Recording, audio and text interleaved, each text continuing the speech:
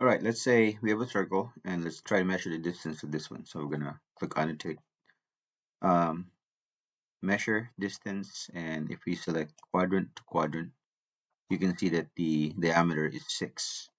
If we want to make a bigger circle outside, we can use the offset tool. So we're going to modify, and we have the offset tool over here.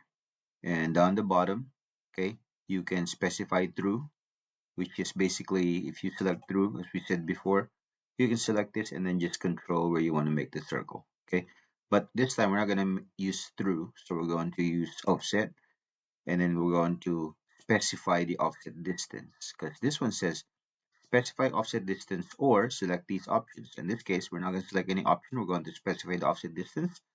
I wanted to, let's say, offset by 1. Okay, press enter, and then all I have to do is select the circle, select outside, and then it will create the circle.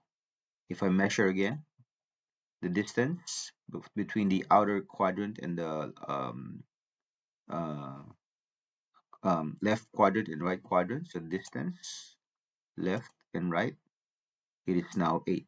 Okay, so because I offset 1 on each side or all around it, this 6 now becomes 7 and 8. So now there is a diameter of 8 here.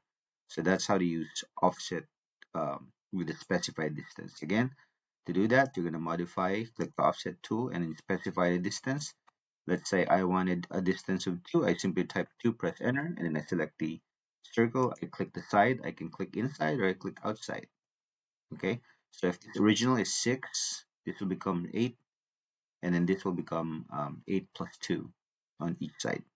That will become 12. Okay, so if we measure again, distance, quadrant, quadrant, there you have it. Okay, so that's how to use offset with a specified distance.